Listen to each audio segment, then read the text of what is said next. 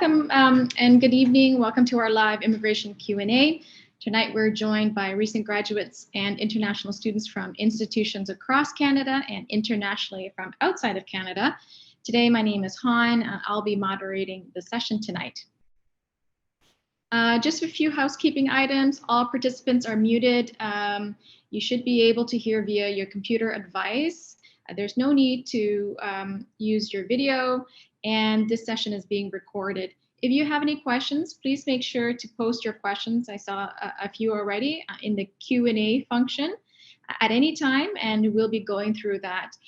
The chat function is just to introduce yourself, make comments, maybe perhaps share some resources. But if you have any questions directly related to immigration, please put it in the Q&A function. Please go visit as well our Devant website under events, and this is where we have current events that are happening. So for example, next week, there will be an expert panel on careers in cybersecurity. The following, or August 16th, we have a Devant Career Cafe, and of course, a very popular live immigration back again on August the 23rd. If you're looking for some career coaching, of course, we have it available. Visit devant.ca/coaching to get help with some one-on-one feedback on resume, job search strategies, or LinkedIn presence. So Devant, a little bit about our organization. It means, literally means to in front of.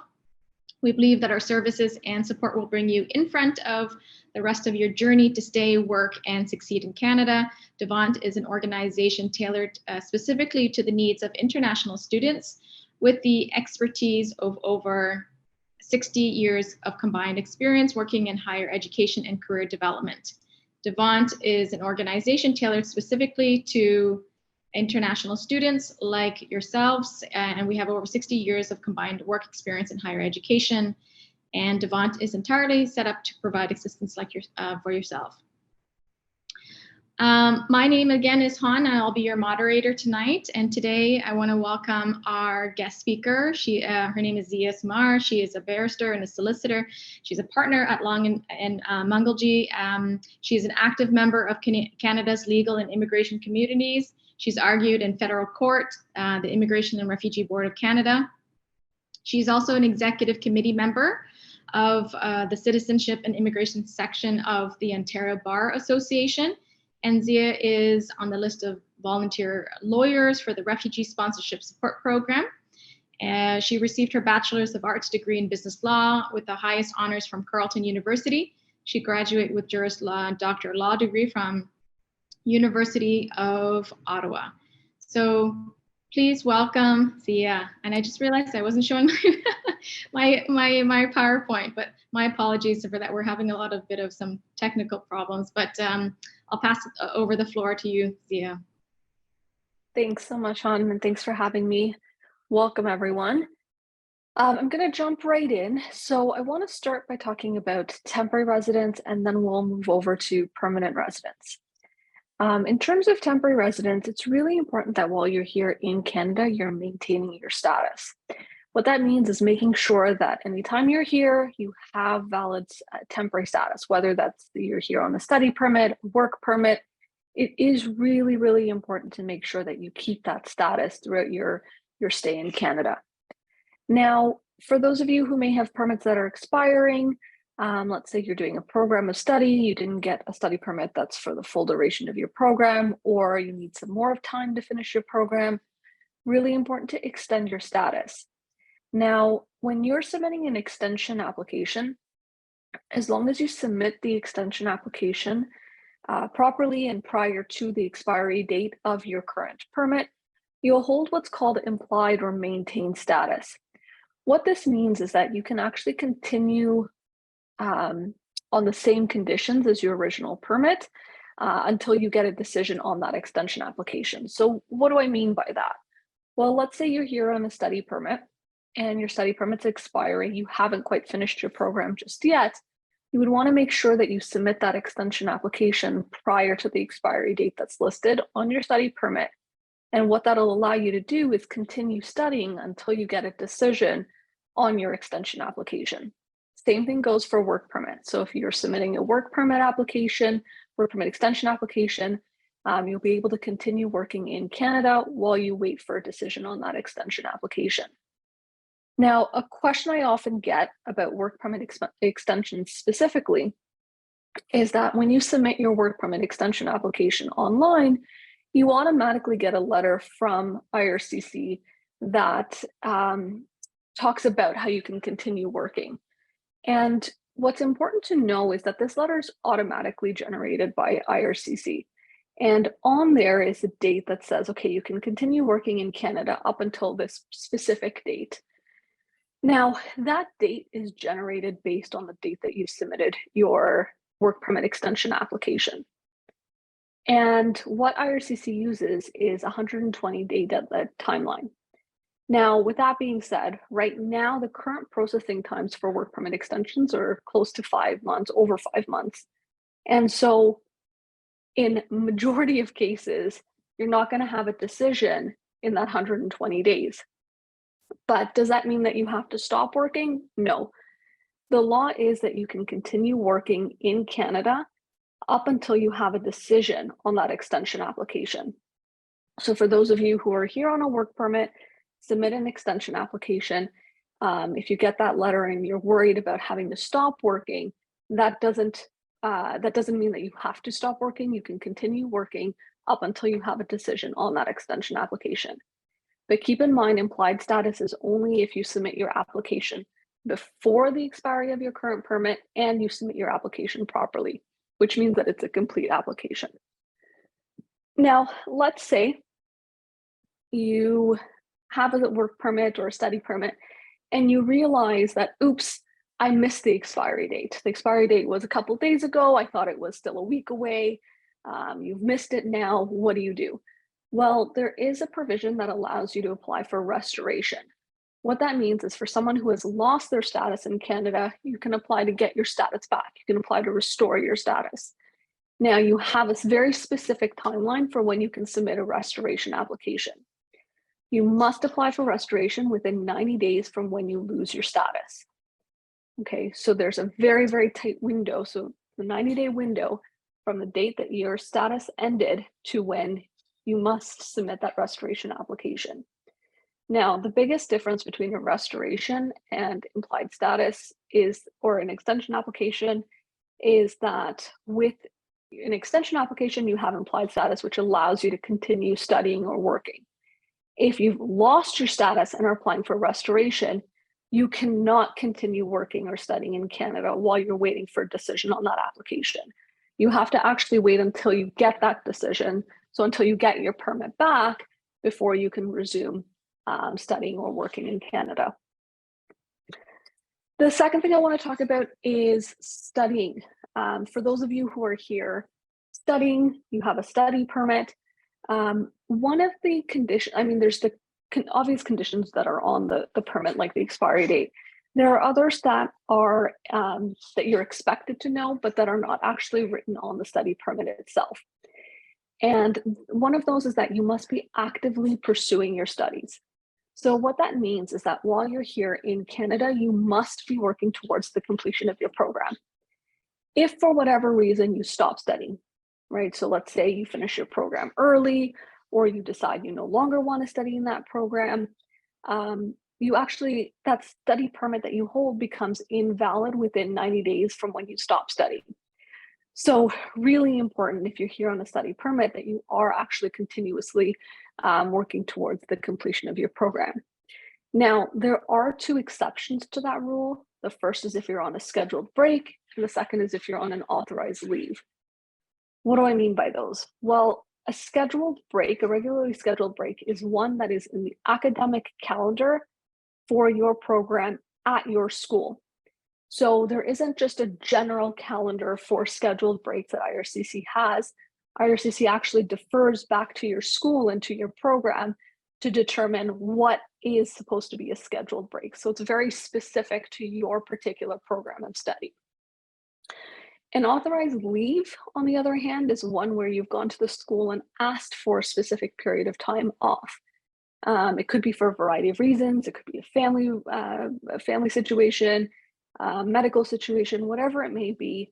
you can ask to the school for some period of time off, but that does have to be approved by the school. So you would need that.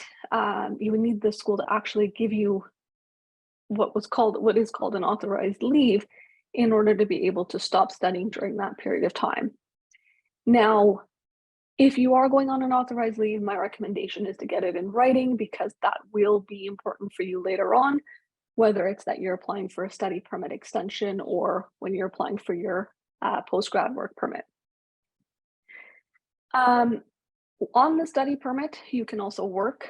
So as long as you are a full-time student, you are able to work using your study permit. Now, there are limitations to that. So the regular rule is that you can work up to 20 hours a week during the school year and full-time during any regularly scheduled break. So we're still talking about the same definition when it comes to a regularly scheduled break.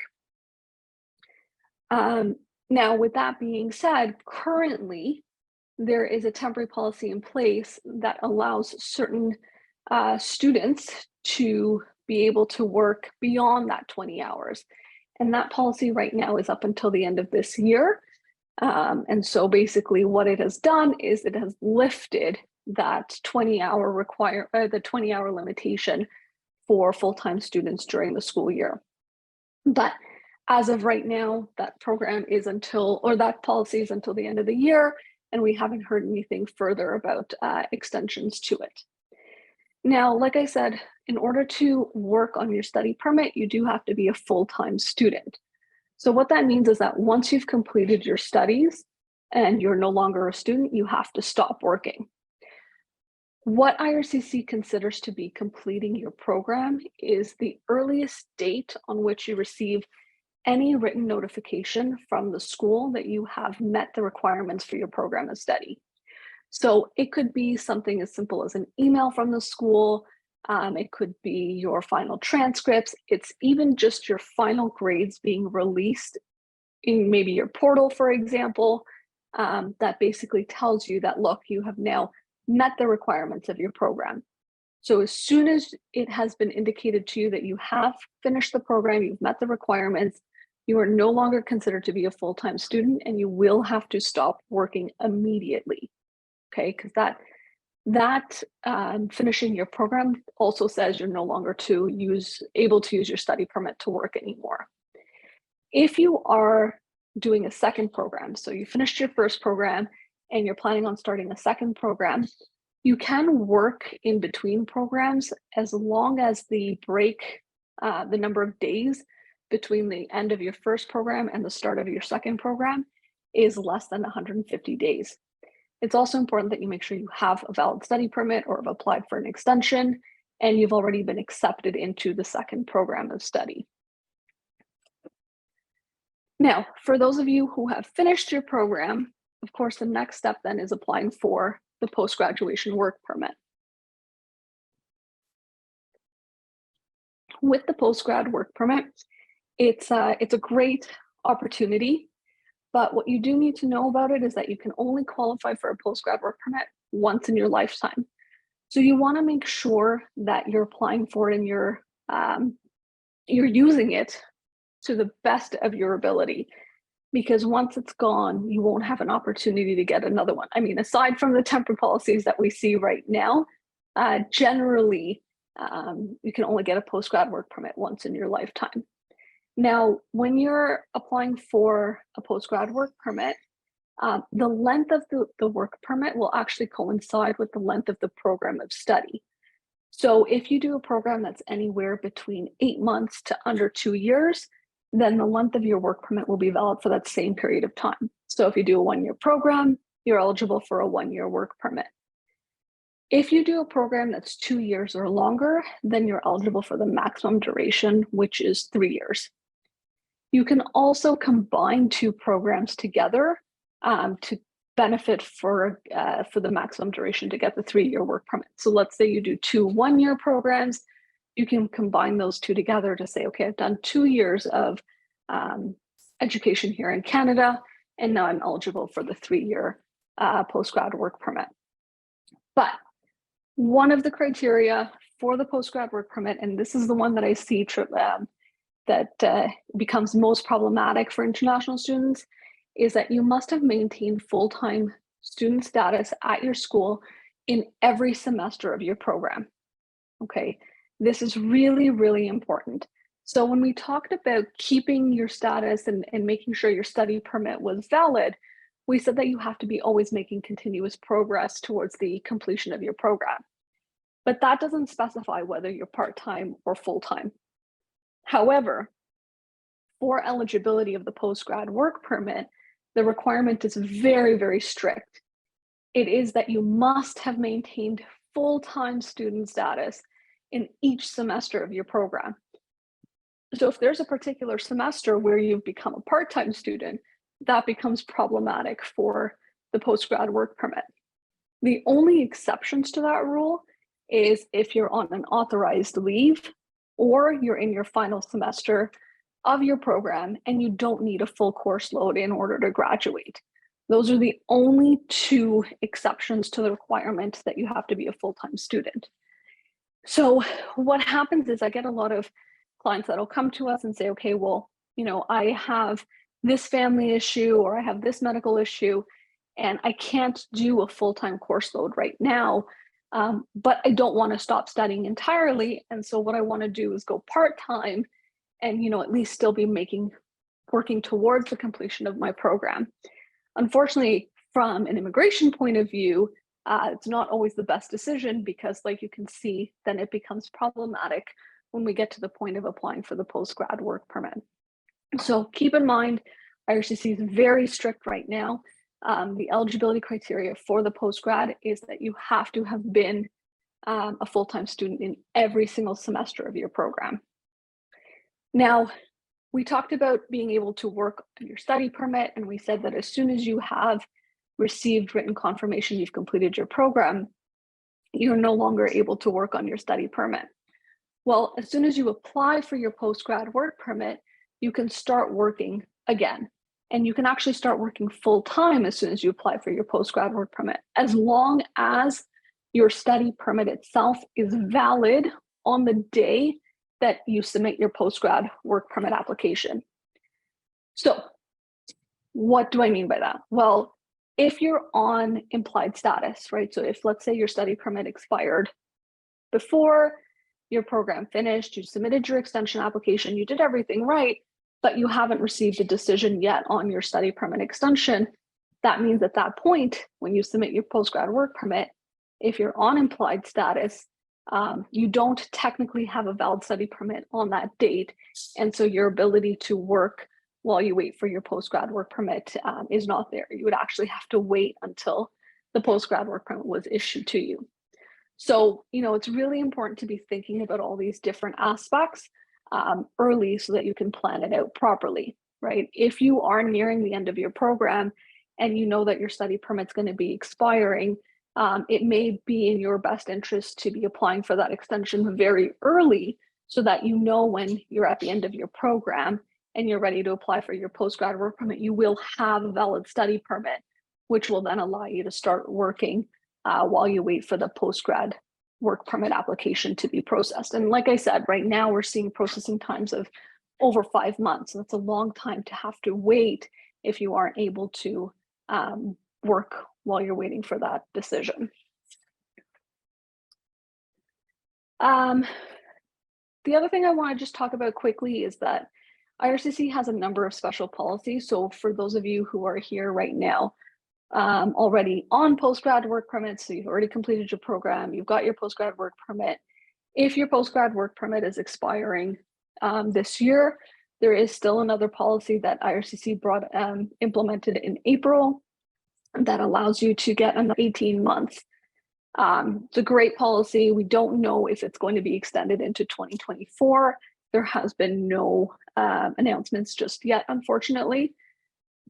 So if your work permit's expiring anytime up until December 31st of this year, do make sure to look at applying for the temporary policy that's in place so that you can benefit from another 18-month open work permit. And then, of course, there's other special programs. Like I said, there's many different policies that are in place, but there are programs that have been implemented right now for citizens of Hong Kong, Iran, Syria, Turkey, and Sudan, I believe. So, if you are a citizen of any of these countries, make sure you're looking into those as well, because they're time limited. They're very beneficial if you do qualify. So something else to think about in case you're maybe at the end of your postgrad work permit or you need another way to get a work permit. These are other programs that you can also look at and think about. Okay. So let's switch over to permanent residence. So in terms of permanent residence, there's different types of programs. We can look at federal and we can look at provincial programs. I want to start by talking about federal programs.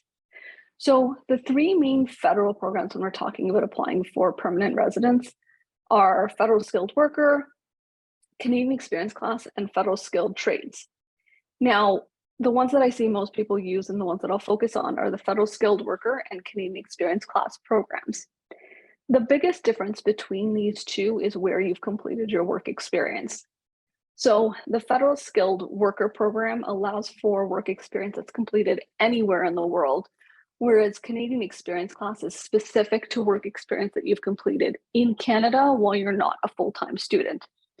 So basically, these are two different ways to be eligible to apply for permanent residence. The other benefit of going through the Federal Skilled Worker program, one, it's that it includes work experience that you've done while you're a student, and second, it does also include self-employed work experience. So for those of you who might have your own business or might be looking to be a contractor rather than being an employee, the skilled worker program might be the one that works best for you. Now, with any of these three federal programs, the process of applying is through the express entry system. So the way that express entry works is that we first create an online profile. So what's important to understand here is that express entry is not actually a program in itself, it's the management system for these three federal programs. So the first thing we're doing is we're creating a profile and we're going into the express entry pool of candidates. Here, you're given a score out of 1,200, and IRCC uses that score to then determine who gets selected and who gets what's called an invitation to apply. It's only once you get an invitation to apply that you can actually prepare and submit your PR application. So with express entry, the difficult part is not being eligible or going into the pool. Generally, a lot of people can do that. But the more important part and the part that you do need to think about is what's your score and whether or not you'll get an invitation to apply. Because it's only after you get an invitation to apply that you can actually prepare and submit your PR application. So what that means is creating a profile and going into the pool. You're basically telling IRCC that you're interested in becoming a permanent resident, but it's not actually an application just yet for permanent residence. Now, let's talk a little bit about the draws. So last month, we're in July, so in June, IRCC actually changed some of the way that they do draws.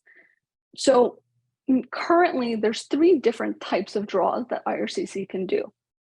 They can do a general draw, which means that they look at just your score, and they do a draw just based on what an applicant's CRS score is.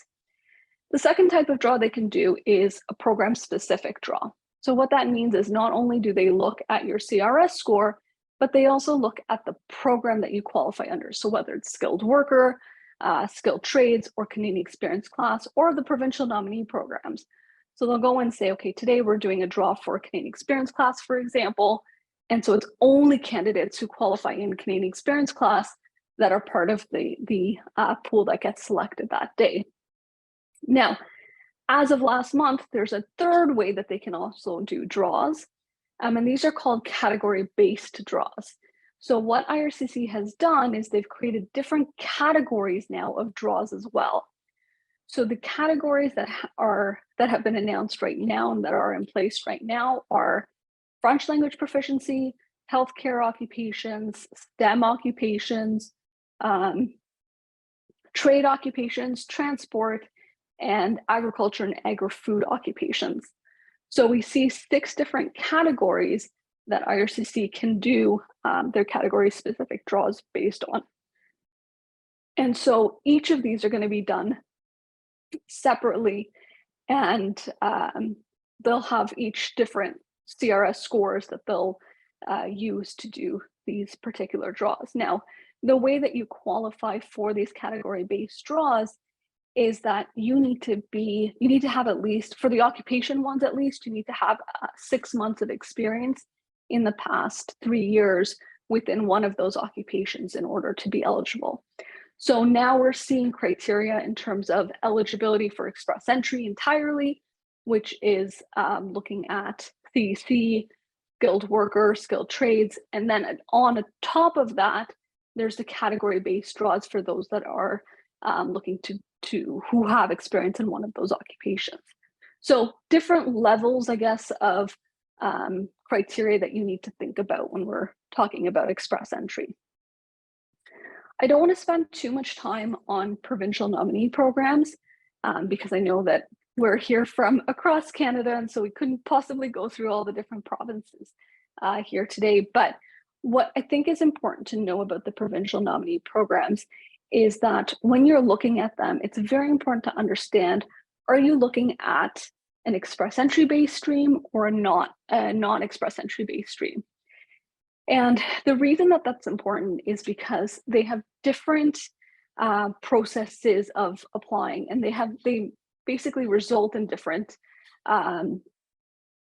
there's different results that come out of it. So what I mean by that is if you're going through one of the express entry draws, if you go through one of the express entry streams, when you get nominated, you'll get a certificate which gives you 600 points in the express entry pool.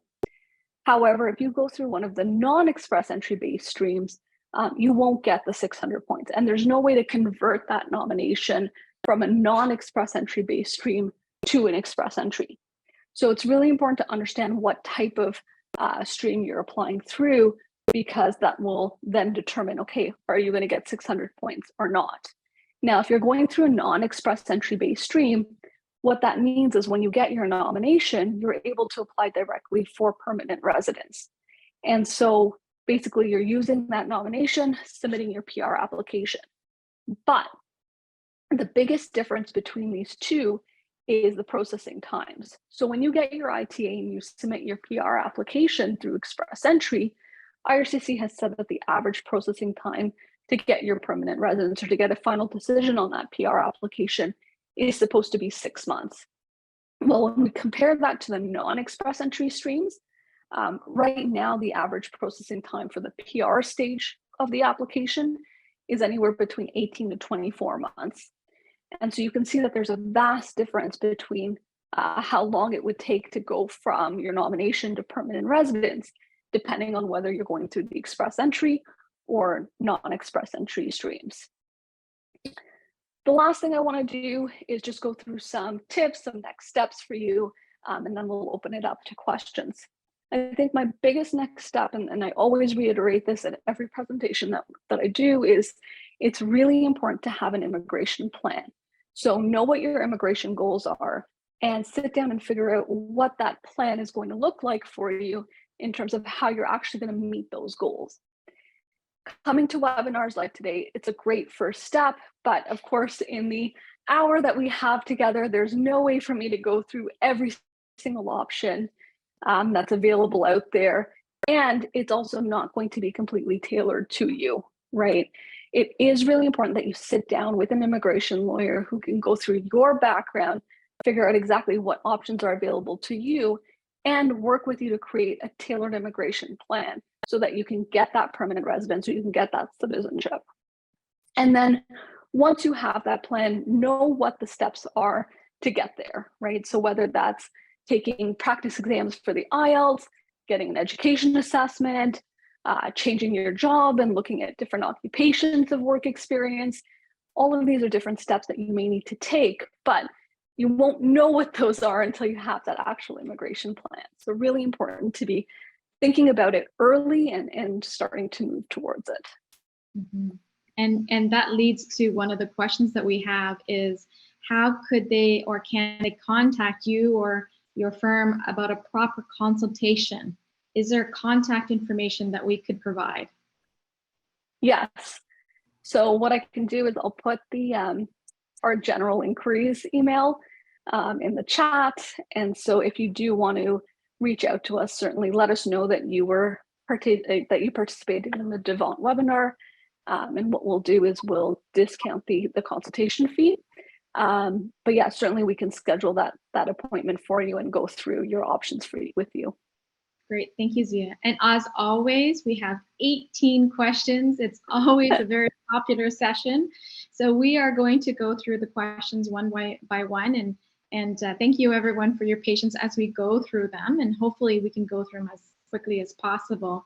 First question we have is from Juan. I applied for an extension on my study permit as an extension on my spouse's work permit. Regarding her extension, IRCC informed her that she was able to work under the same conditions until September 13th, or until the decision of her extension was made, whichever comes first. If our applications are not resolved by that date, would she be able to work after September 13th? Her work permit expires 2024 originally. Thanks. Okay, so there's a couple different things here, right? If you're submitting an extension application and you still have a valid work permit, for example, that work permit, it doesn't become invalid because you've submitted an extension application, right? So in some cases, people will apply very early. In this case, it sounds like there's a work permit till next year. And so that work permit still supersedes any letter that you get, right? Like I said, remember that letter that's generated is automatic. It's not particular to you. It's not particular to your circumstances. It's not an officer who sat there, reviewed your file and said, yes, this is the date that you can work up until. It has nothing to do with that. It is literally a computer generated, automated letter that comes. And so they're not looking and saying, okay, what's the expiry date on your work permit?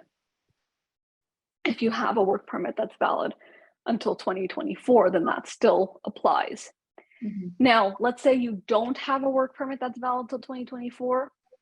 You have one that's valid until August, and you get a letter that says you can only work till September.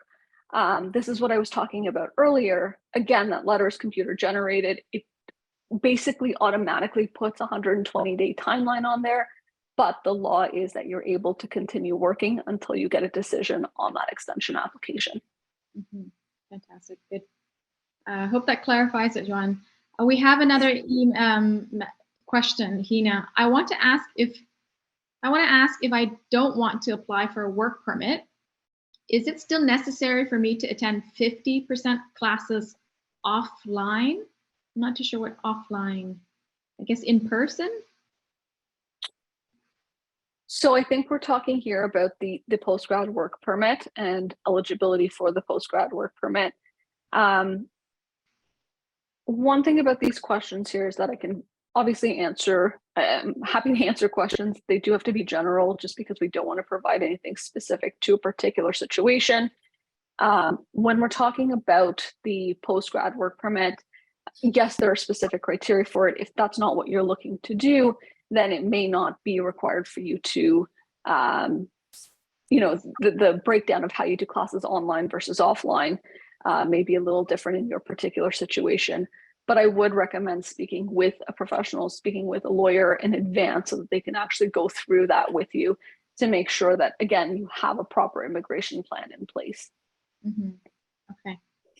When in doubt, please send an email to inquiries@lmlawgroup.com.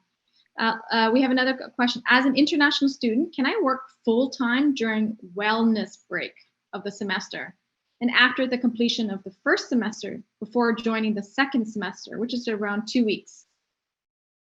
Yeah, generally, but again, I would recommend that you speak with your international student department just to confirm what is considered to be a regularly scheduled break for your particular program, because that's what IRCC defers to.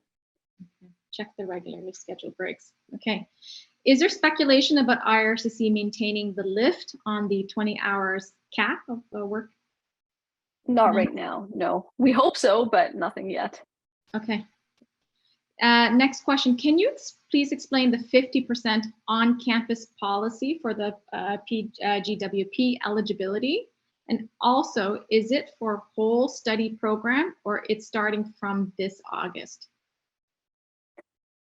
Okay, so this gets a bit complicated because it does depend on when you started your program. It does depend on when you were, like whether or not you're studying through COVID, whether or not there was any provisions from your school in terms of what was supposed to be on campus versus off campus. The general rule is that your program, you need to do at least 50% of your program on campus, in person, in order to be eligible for the post-grad work permit. But again, there were many different temporary policies that were put in place for COVID.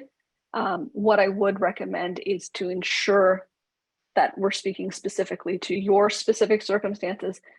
Reach out to us so that we can go through when you started, go through and figure out, okay, does it apply to you? Does it not apply to you? Are you still eligible for the post-grad work permit? Mm-hmm. Okay. Another student asks, international student stream in the Ontario nominee program, do we have to do the jobs in the field of study, or any tier 0, 1, 2, 3 job would be fine? That's not in the field of study. Yeah, so for just to provide context to others who are here in the webinar as well, this question is about the Ontario Provincial Nominee Program and specifically the International Student Job Offer Stream. For this program, you just need to have a high-skilled job offer. It doesn't have to be related to what you studied here in Ontario. It just has to be high-skilled, so anything that falls under the tiers 0, 1, 2, 3. Okay, great news. I have a bachelor's degree from Ontario University. Am I eligible to apply for the Atlantic Immigration Program with my study in Ontario? So with the AIP program, there's 2 ways to apply. Either you're applying because you've studied in one of the Atlantic provinces, or you have the work experience. If your program of studies here in Ontario, then you would be looking at applying through the categories for work experience. But again, in terms of eligibility and the best process available for you, I would really recommend you reach out to us so that we can schedule a consultation appointment. Okay. My study permit expires on July 31st, and I applied for an extension on June 25th. Till now, there is no update on my application. What do I need to do? Also, contact us at inquiries. I'm happy to answer general questions, but we don't want to get into specifics about what do I do in my situation. Absolutely. This is particular, so specific to their situation. Now, can I go on vacation outside Canada for 2 weeks during not on a schedule break? Can you travel? Yes, you can travel if you have a study permit or I guess because you're talking about a scheduled break. Yeah, so on a study permit, you are still able to travel. Okay, so they're able to travel and go outside and that doesn't affect them. Okay, wonderful. Mm-hmm. Does a person need the work permit approved if a person is volunteering in Canada? Do you need the work permit for paid internships? Yeah, so that's a great question. So IRCC is very, the definition of work when it comes to immigration can be very broad. And so it's best to make sure that you're on the right side of that in terms of whether or not you're working here in Canada. And, what they're looking at is anything that could be a paid position here. So just because we call it volunteering doesn't necessarily mean that for immigration purposes, it would be considered not work. And so it would fall under volunteering. And so what that means is that for a lot of things, you may actually need a work permit where you didn't think you would. So for example, if someone comes to me and says, well, I want to volunteer at your firm as a legal assistant because I don't have my work permit yet, so you don't have to pay me, just just bring me on so that I can come and learn, that's not going to work for immigration purposes, because that's a position that would normally be paid. It would be considered work for the purposes of immigration, and so they would need a work permit.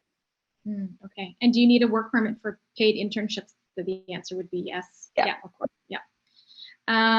Mercy, what happens to a student who works for more than 20 hours a week without intending to do so? Like the student realizes after 4 months that he or she's been working more than the required hours. Yeah, contact someone. Contact a lawyer. Contact a lawyer. Okay. Thank you. I will be doing co-op job starting the fall for 12 months as part of the university co-op program in Ontario. It's a full-time contract in Tier 2 as technical systems analyst co-op.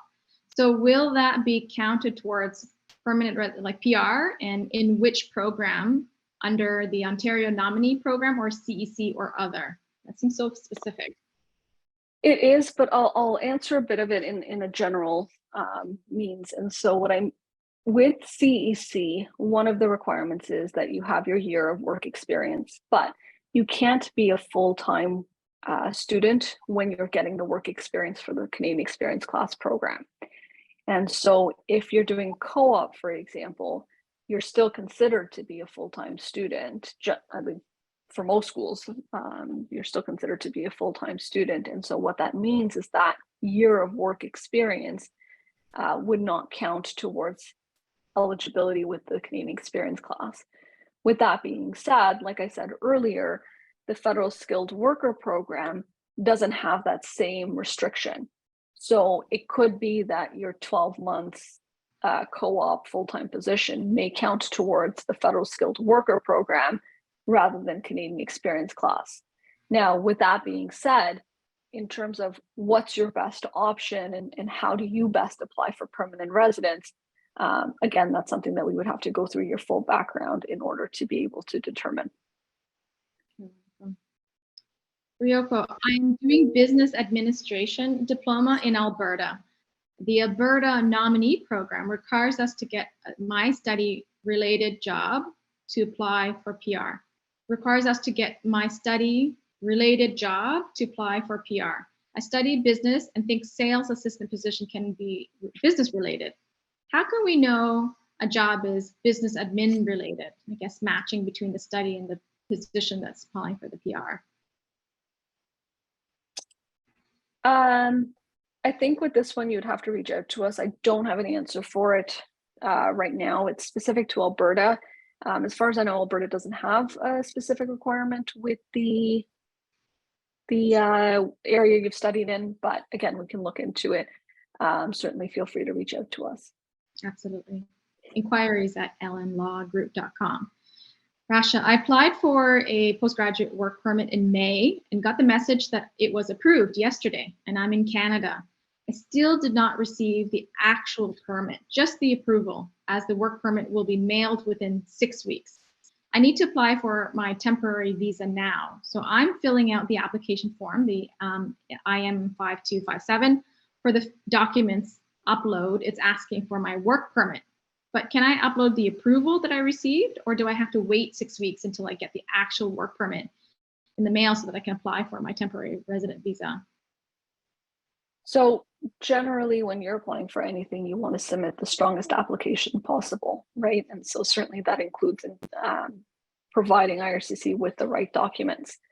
And so it is in your best interest to have the actual work permit when you're applying for the visa. With that being said, certainly there's different circumstances, there's different situations that may necessitate a different approach. And, again, we can't comment on that here in today's session, but certainly if you have a particular situation, you're welcome to reach out to us and we can talk about the different options that are available to you. One thing I will say is that I'm finding right now that work permits are not, once they're approved, they're not taking 6 weeks to arrive.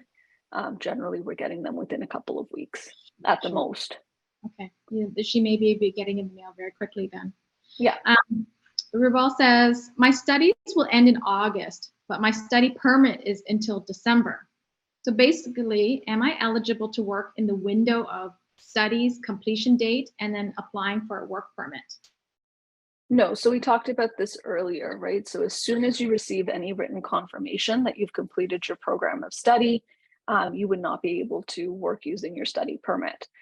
Again, you can start working full-time once you've applied for the postgrad work permit, as long as you have a valid study permit and you submit a complete application. Right, so apply. Alexandra, all right, so what is the best way to get PR as an international student with a postgraduate work permit? CEC, Express Entry, PNP. I'm studying supply chain management. The different pathways, which one's the best way? So there isn't going to be just one best pathway for every international student with a postgrad work permit. There's many different routes to permanent residence, and there's many different considerations. And so again, what I would recommend is reaching out to us at Inquiries so that we can schedule a consultation, go through your background and figure out what that best route is for you. Right. Can my partner as a dependent with eligible profession under my Express Entry profile qualify us for the category-based draw? No. I think it was easy. Next one. Does mental health occupation go under the umbrella of healthcare occupations?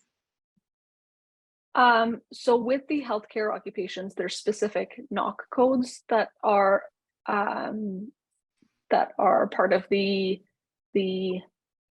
healthcare occupations. I'm just going to pull them up quickly and we can take a look. So with healthcare, I mean, there's 35 of them. So what I would recommend is taking a look at it online. But certainly if you're within one of those 35 occupations, then yes, it would qualify. Mm-hmm. Maybe we could put the hyperlink to that where she can go look at. Sure. Yeah, give me 1 second. I can pull it up. The site where she can look. Done. As you do that, I have a question from an anonymous audience. I have a PhD from University of Ottawa, February 2022. I applied from outside Canada for a postgraduate work permit, but it was denied. The reason they gave was that I didn't restore my student status, which expired in 2018, but I left Canada in 2016. Is there any way to contest this decision? So you're going to have to reach out to us at Inquiries at LM Law Group so that we can go through your background and talk about the options that are available to you. Absolutely. Okay. Next one. I'm an international student currently studying in my first year of school. I have this particular class that has really ignited a passion in me that I wanted to seriously pursue. And now I'm thinking about changing my major program during the next school intake. As a study permit holder, do I have to reapply for a new study permit in order for me to change programs? And if not, what are the steps I need to take for a valid transition? Moreover, will changing programs affect my application for a postgraduate work permit if I decide to apply for one in the future? Changing. Okay, so many different questions there. We'll start from, I think, the last one there. So if you're changing programs, your postgrad work permit doesn't necessarily get affected. It's based on whether or not you meet the full eligibility criteria. So for example, were you always a full-time student? Did you end up doing a part-time semester because you were in the middle of changing two programs? Those are going to be the considerations that are more important. So it's really just the general ones that we've talked about earlier. Now, going to the other part of this question, which is changing programs of study. If you have a valid study permit, you are actually still able to change schools and change programs of study. If you are changing schools though, so if you're changing designated learning institutions, you do need to let IRCC know because the school is supposed to report back to IRCC about your status as a student. So really important to be updating IRCC about your change in programs. Now, if you're doing that, the way that you do that is through your online account. So your MyCAC account, you'd basically be able to go up on there and just basically inform IRCC that you have changed schools. Mm-hmm. And does that affect her, this person's postgraduate permit if they decide to apply one for the future, the changing of the program? No? Okay, wonderful. No, again, it's fine. It's just you're looking more about the general criteria. So were you always a full-time student, regardless of the fact that you've changed programs, or regardless of the fact that you've moved schools? That's all fine. It's really it's focusing on the same criteria that we've talked about for the postgrad work permit. But yeah, if you became a part-time student for whatever reason, or if you change the length of your program, then maybe that would affect it. But otherwise, no, it doesn't. Okay, wonderful. I'm passing my advanced diploma in August 2023, and my study permit expires in December 2023. So when should I apply for a postgraduate work permit? I guess we kind of talked about when it ends. And how would it be for my fast track course of 16 months? Mm-hmm. So when we talk about the length of the postgrad work permit, it's dependent on the length of the actual program itself.